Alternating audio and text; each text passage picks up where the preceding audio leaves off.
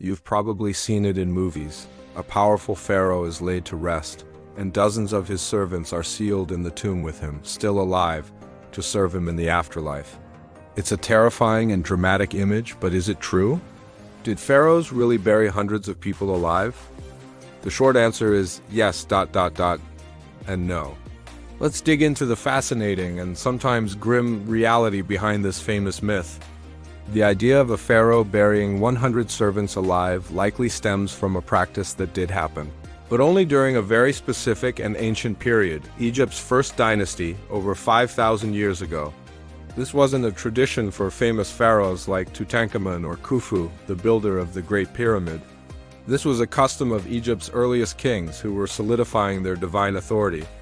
Archaeologists excavating the royal cemetery at Abydos discovered something astonishing. Around the tombs of the first pharaohs, like Aha and Jur, were hundreds of smaller, subsidiary graves. These weren't random burials.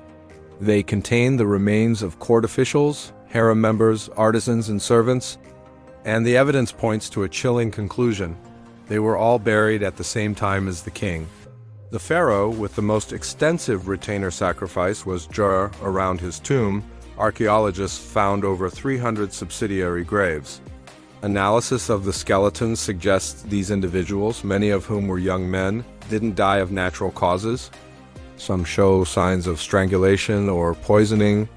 They were intentionally killed to accompany their king into the next world, ensuring his comfort and status would continue uninterrupted. So, while buried alive might be an exaggeration, it was more likely a swift, ritual killing. The core idea of sacrificing retainers is historically accurate. But why did this brutal practice stop? Well, after the first dynasty, it vanished completely. The reason for this shift is a combination of factors. Killing off hundreds of skilled workers and courtiers with every royal death was, frankly, unsustainable. More importantly, religious beliefs evolved. Instead of sacrificing actual people, the Egyptians created a brilliant magical substitute, ashabdi figurines. These small, mummiform statues were placed in tombs by the hundreds. The idea was that through magical spells inscribed on them, the ashabdis would come to life in the afterworld and perform any labor required of the deceased. Pharaoh Tutankhamun, for example, had over 400 of these magical servants in his tomb. It was a far more practical and humane solution, achieving the same goal symbolically. So, the next time you hear about pharaohs burying servants alive, you'll know the real story. It wasn't a myth invented by Hollywood, but a real, short-lived practice from the dawn of Egyptian civilization.